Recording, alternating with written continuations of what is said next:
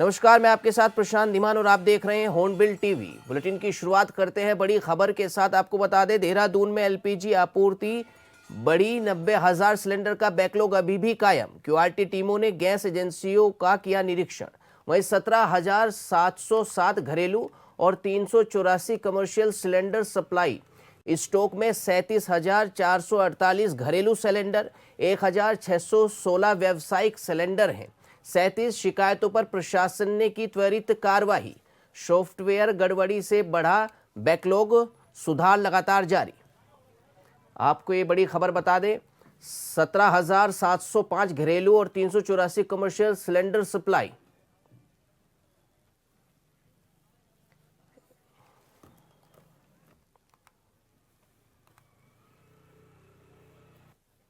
इस खबर पर ताजा जानकारी के लिए हमारे संवाददाता योगेश हमारे साथ जुड़ चुके हैं। योगेश, क्या कुछ जानकारी है इस खबर को लेकर? देखिए प्रशांत, एलपीजी आपूर्ति को लेकर देहरादून में जिस तरह से ये जानकारी सामने आई है उसमें आपूर्ति बढ़ी है और 90,000 सिलेंडरों का बैकलॉग अभी कायम है। और क्यूआरटी टीमों को जैसे गैस एजेंसियों का निरीक्षण किया गया था उसमें जिस तरह से कालाबाजारी सामने आई थी उन पर कार्रवाई भी देखने को मिली, लेकिन अब जिस तरह से सामने जानकारी आ रही है उसमें 17,705 घरेलू और 384 कमर्शियल सिलेंडर की सप्लाई जो है वो मिल पा रही है। स्टॉक में अगर देखा जाए तो फिलहाल 37,488 घरेलू और 1,616 व्यावसायिक सिलेंडर जो है वो है।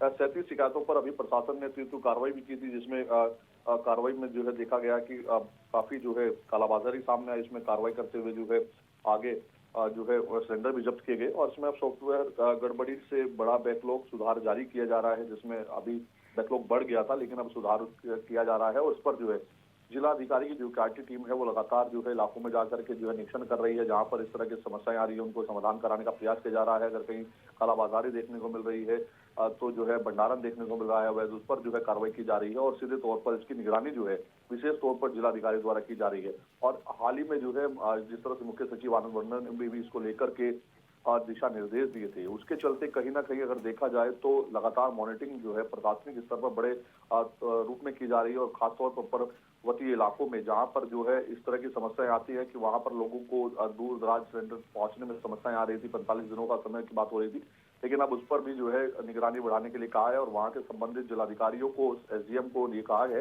कि खाद्य आपूर्ति विभाग के जो लोग हैं उनकी टीमों को एक्टिवेट किया जाए, उनको इस जो शिकायतें मिल पा रही है उस पर तो कार्रवाई हो और ऐसे में अगर कोई कालाबाजारी करता पाया जाता है तो उसके खिलाफ मुकदमा दर्ज कर आगे कार्रवाई की जाए।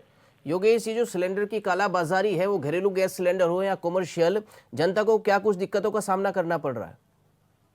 देखिए जिस तरह से एकदम से इस तरह की समस्याएं सामने आई कि लोगों को सिलेंडर नहीं मिल पा रहा है, उसकी वजह से जो है लोगों ने स्टॉक करने की कोशिश की और उसकी वजह से जो है दिक्कतें सामने आई। हालांकि उन दिक्कतों को समाधान करने के लिए लगातार प्रशासनिक टीमें जो है काम कर रही हैं। क्यूआरटी टीम उन इलाकों में काम कर रही है जहां पर ब्लैक करने के लिए, कालाबाजारी करने के लिए स्टॉक किया जा रहा था, तो वहां पर अवैध रूप से स्टॉक पर भी जो है छापेमारी की जा रही है। खासतौर पर यह निगरानी रखी जा रही है कि गैस एजेंसी पर सप्लाई करने वाले लोग जो है वो किस तरह की सप्लाई कर पा रहे हैं। कहीं ऐसा तो नहीं है कि सप्लाई की जो है उसकी जगह पर वो अवैध रूप से जो है कालाबाजारी कर रहे हो, तो वो तमाम चीजें हैं जिन पर निगरानी की जा रही है। अब देखना होगा कि आगे क्वालिटी टीम किस तरह की कार्रवाई करती है और आने वाले वक्त में सामान्य स्थिति कब तक हो पाती है। ठीक है योगेश, आपको बहुत बहुत धन्यवाद ये ताजा जानकारी देने के लिए। इस खबर पर रुक करते अगली खबर का। चंपावत में जिलाधिकारी मनीष कुमार ने जनता को सुचारू और सुलभ गैस आपूर्ति सुनिश्चित करने के लिए खुद मैदान में उतरकर निरीक्षण किया। उन्होंने चंपावत स्थित गैस एजेंसी और छतार के डिलीवरी पॉइंट का स्थलीय निरीक्षण किया और उपभोक्ताओं से सीधे बातचीत की और उनकी समस्याएं सुनी।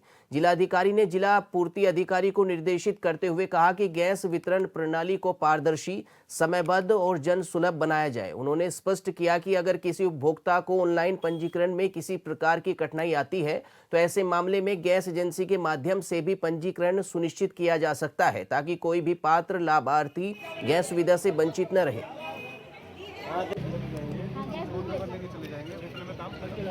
फिर अगली बार आपको बुला के ये पैनिक करने की जरूरत नहीं, पर्याप्त गाड़ियाँ हमारे पास पहले तो 2 गाड़ियाँ ज़्यादा आ रही हैं। हाँ, प्रेरित है।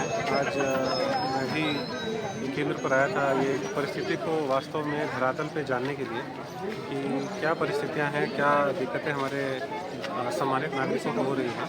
उसमें जो 2-3 विषय मेरे संज्ञान में आए हैं, वो एक तो ये है कि एक व्यक्ति जो है वो 3 से 4 कार्ड जो उसके परिवारजनों के हैं वो लेकर के आ रहा है। अधिकतर कार्ड्स में ई-केवाईसी नहीं हुआ है और कुछ ग्राहक ऐसे भी हैं जो 25 दिन का मैंडेटरी टाइम बाउंड पीरियड लगाया गया है, वो उसके अंतर्गत ही आकर के यहाँ पर जो है वो सिलेंडर्स की मांग कर रहे हैं। साथ ही कुछ लोग कठिनाई रजिस्ट्रेशन के लिए हो रही थी, उनके लिए यहाँ पे व्यवस्था है।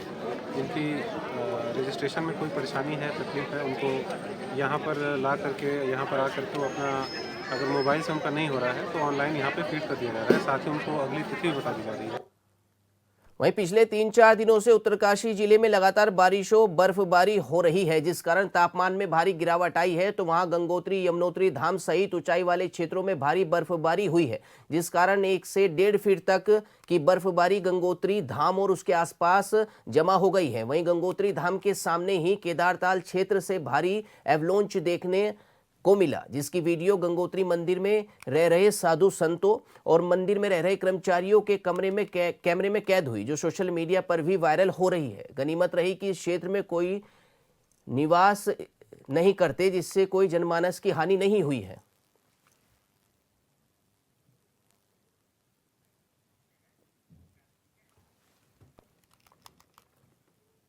इस खबर पर ताजा जानकारी के लिए हमारे साथ हमारे संवाददाता दीपक नोटियाल हैं। दीपक नोटियाल, क्या कुछ खबर है इस जानकारी?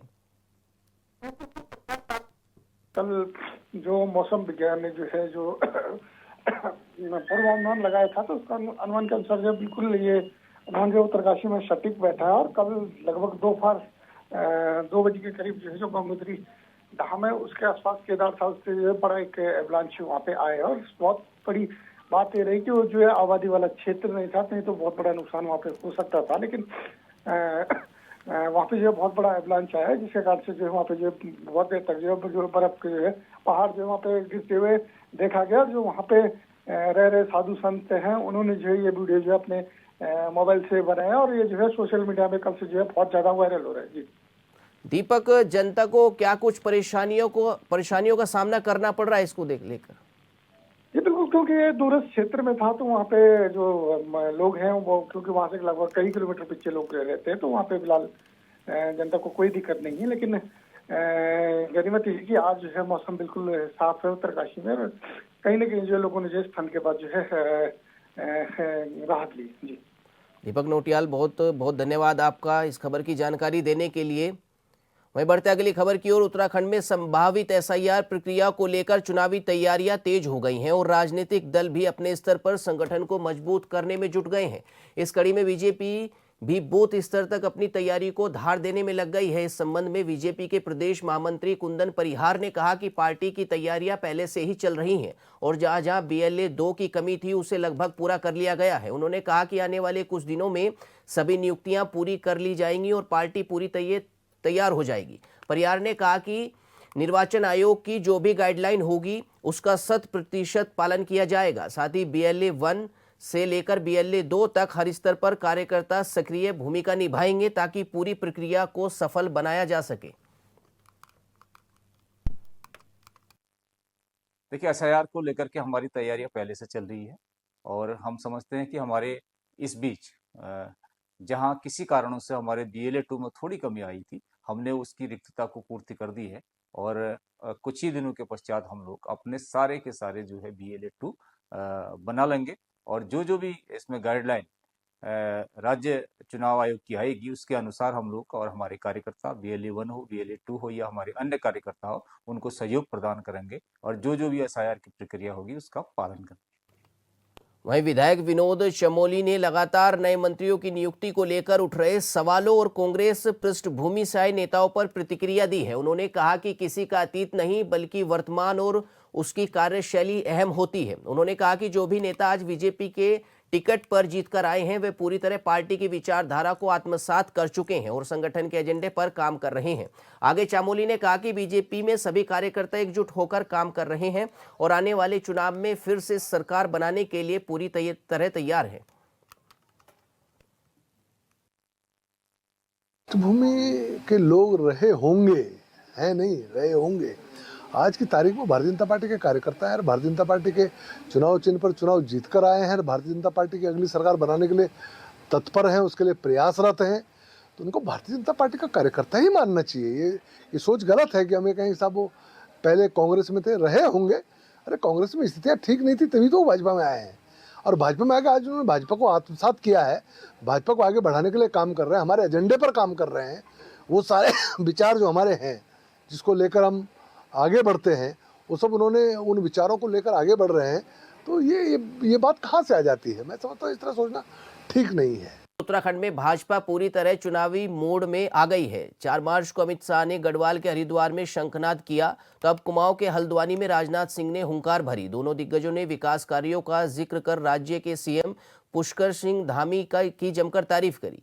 बीजेपी कह रही है कि 2017 के बाद से प्रदेश तेज गति से तरक्की कर रहा है, लेकिन विपक्ष का कहना है कि बीजेपी ने 9 वर्षों में जनता को गर्ग में पहुंचा दिया है।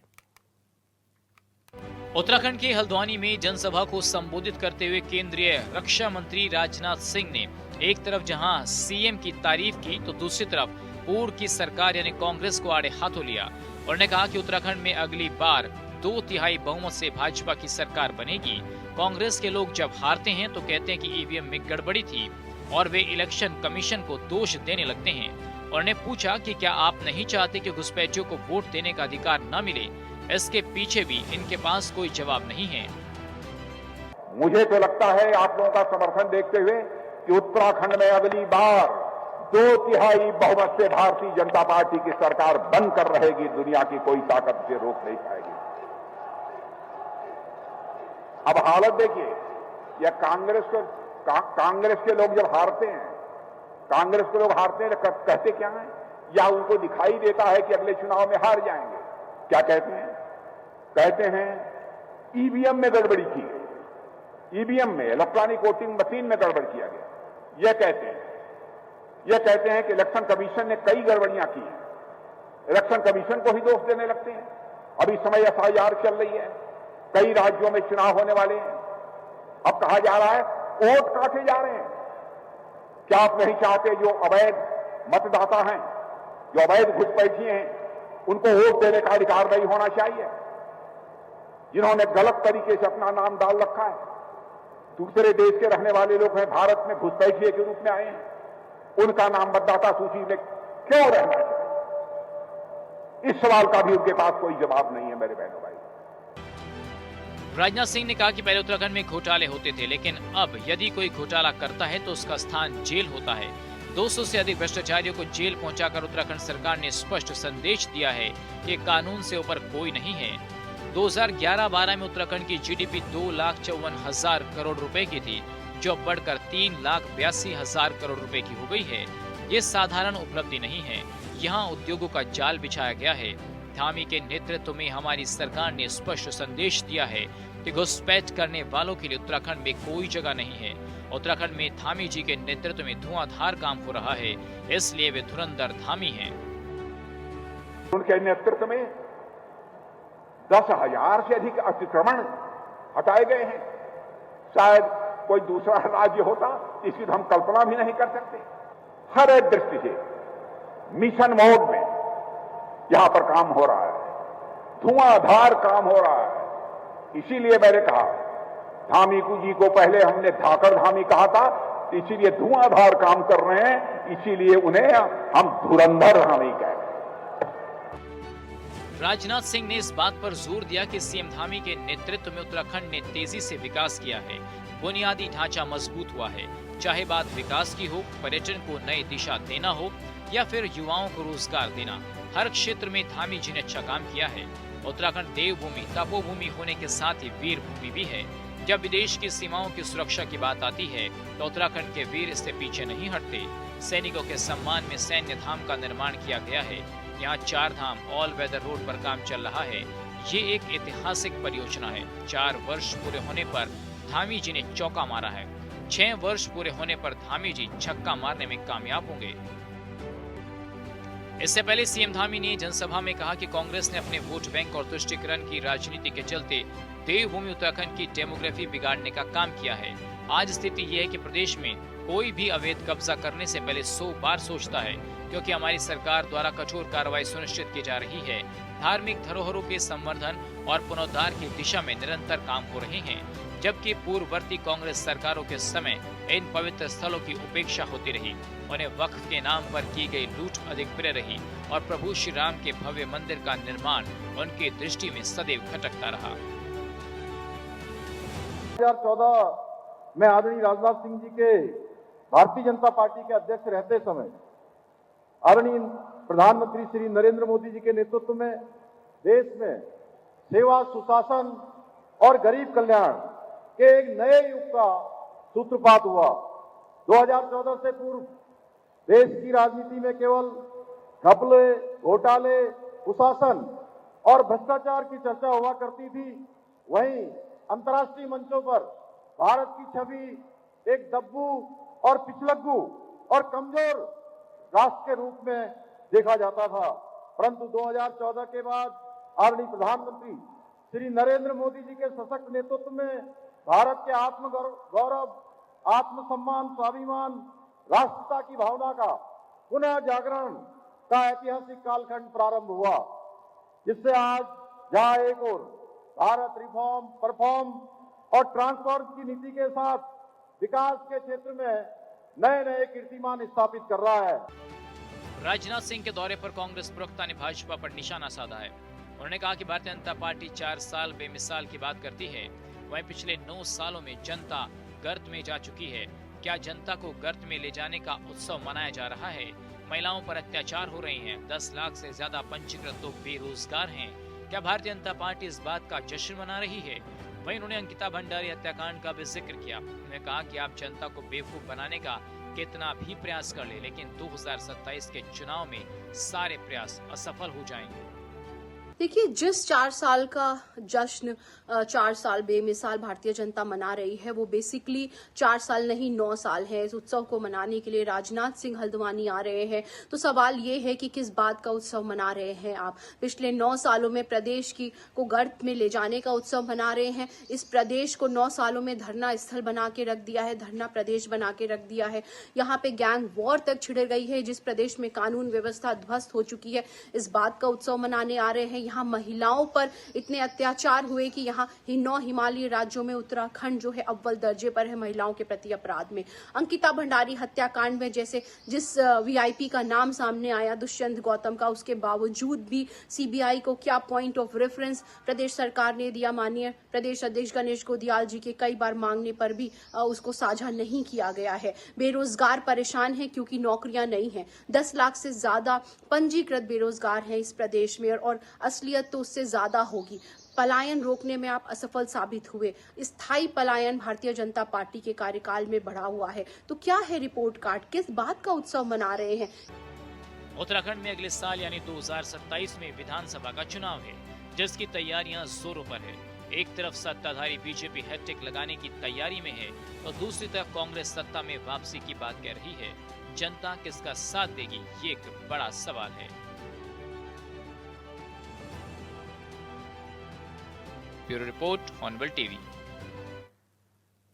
वहीं उत्तराखंड के कालाडूंगी में सफाई कर्मचारियों की हड़ताल ने पूरे शहर की सफाई व्यवस्था को ठप कर दिया है। नवरात्रि और ईद जैसे बड़े त्योहार के बीच शहरवासी गंदगी और बदबू के बीच त्योहार मनाने को मजबूर है। क्या है पूरा मामला, देखिए हमारी इस खास रिपोर्ट में।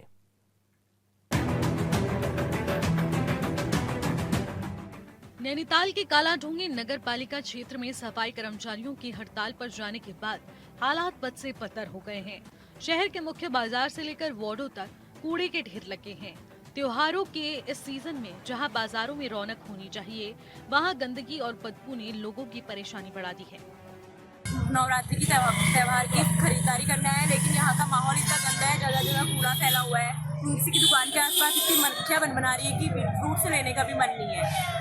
तो बिना खरीदारी करें हम अब घर जा रहे हैं, क्योंकि जब तक ये गंदगी नहीं हटेगी तो फ्रूट्स कैसे लेंगे? इतनी मक्खियाँ बना रही है। कालाढूंगी नगर क्षेत्र में रहने वाली मानसी कहती है कि हम नवरात्रि के लिए फल खरीदने आए थे, लेकिन यहाँ पर हर तरफ गंदगी फैली हुई है। फल भी प्रभावित हो रहे हैं, इसलिए हमें बिना खरीदारी करके ही वापस जाना पड़ रहा है।